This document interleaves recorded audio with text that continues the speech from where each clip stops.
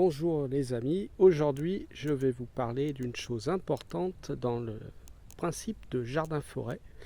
Ce sont les ronciers et les arbres primitifs.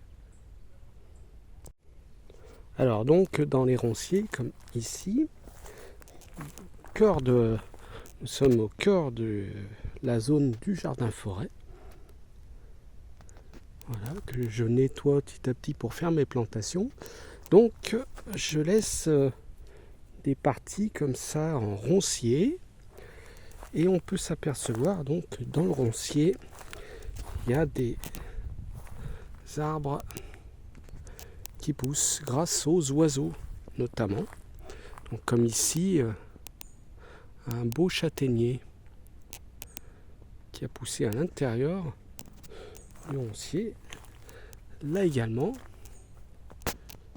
En plus de ça, chez nous, nous avons la chance d'avoir également des chênes. Donc voilà, donc en arbre qui pousse à travers.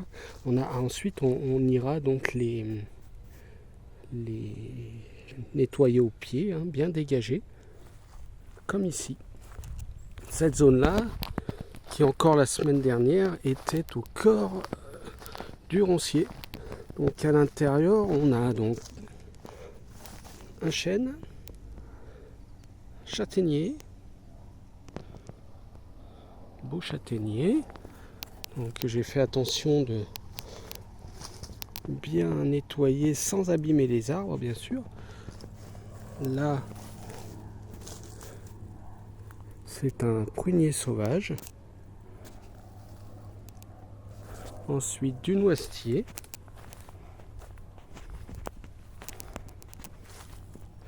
Des bouleaux.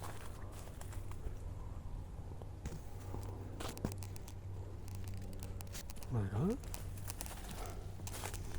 Un noyer.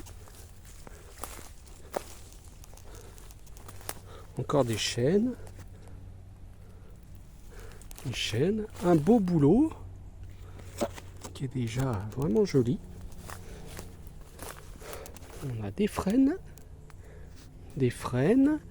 Encore des noisetiers. Et des chênes. Voilà. Ah,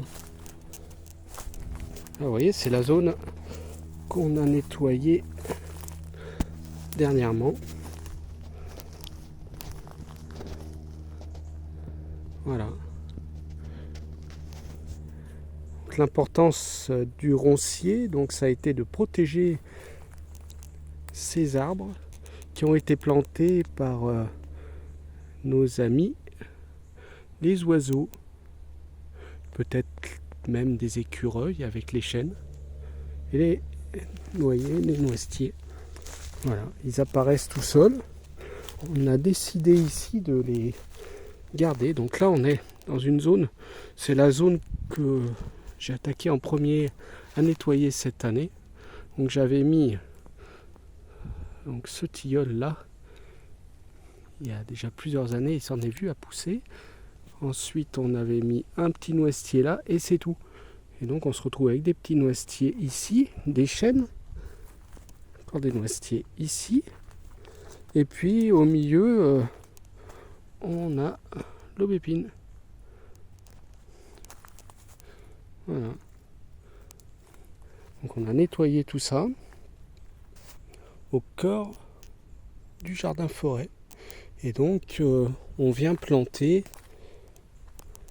à l'intérieur. On va se servir donc de ces zones-là pour faire de l'ombrage, pour planter à l'intérieur également. J'ai bien envie de mettre sur le noyer qui est là, bien envie d'y mettre un kiwi auto-fertile. Voilà. Donc se servir de ça comme dans une vraie forêt.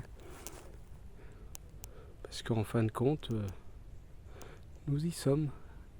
Nous sommes arrivés à créer sur ce terrain une petite forêt. Voilà.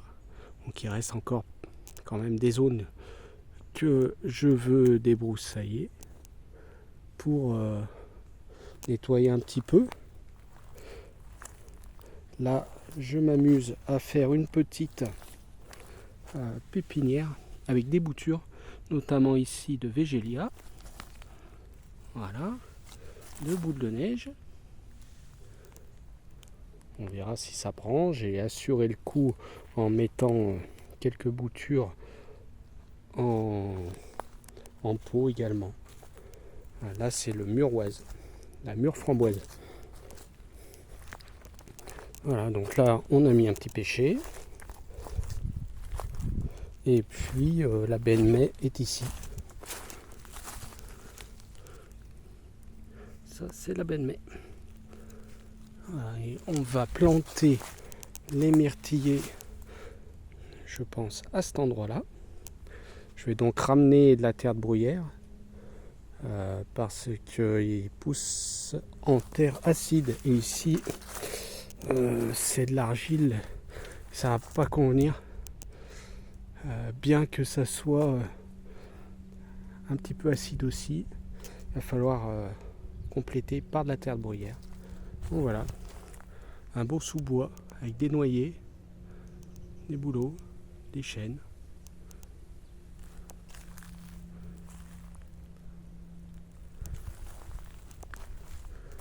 Voilà, et il reste pas mal de plantations à faire. Ici, c'est la haie sèche. Et on a fait un cheminement. Donc, en alternant Altea et pêcher. J'espère que ça va prendre pour vous montrer le résultat de l'année prochaine. Allez, je file aux plantations. Et voilà, donc nos 2 myrtillers sont plantés là entre les arbres, vraiment à l'orée de la canopée.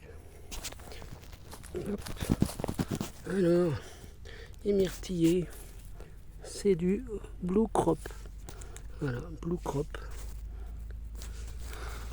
Donc 1 et 2. On va aller arroser copieusement et puis plus qu'à espérer que ça fasse.